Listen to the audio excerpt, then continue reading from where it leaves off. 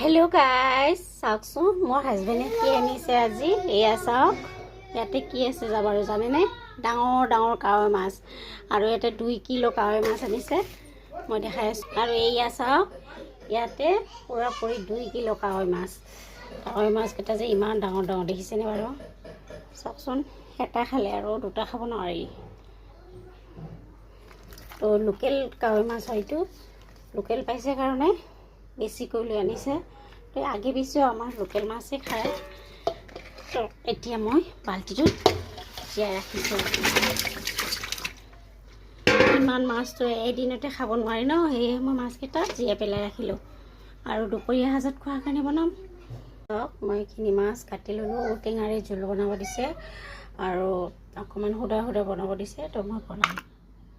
এয়া চাওক, মই ঔটেঙা কাটি ল'লোঁ। ঔটেঙাৰে মাছ বনাব দিছে।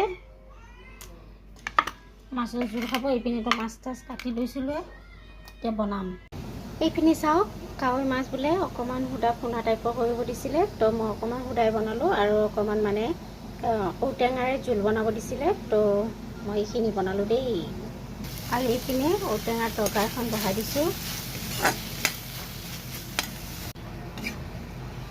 এয়া চাওক, মোৰ টেঙাৰ তৰকাৰীখন হৈ আছে আৰু ইয়াতে মই অকণমান পিঠাগুড়ি দিছোঁ। পিঠাগুড়ি পানীৰে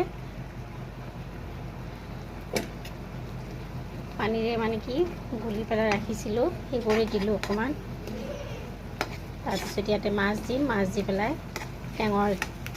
টেঙাৰ জোল হ'ব আৰু এইটো। এয়া চাওক, ঔটেঙাৰে পিঠাগুড়ি জোল বনাই আছোঁ মই। তো এতিয়া পিঠাগুড়িখিনি পাগ উঠিছে। ইয়াতে মই মাছ দিম। এয়া চাওক, মাছখিনি যে ৰাখিছিলোঁ এনেকৈ বনাই পেলাই এইখিনি মাছ ইয়াতে দি আছোঁ।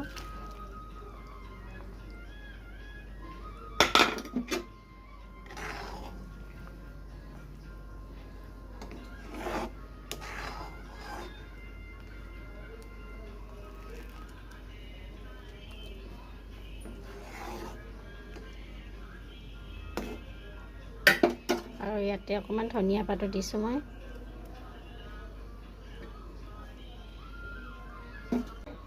চাওকচোন বাৰু, ইমান ধুনীয়া লোভনীয় হৈছে পিঠাগুড়িৰ তৰকাৰীখনো।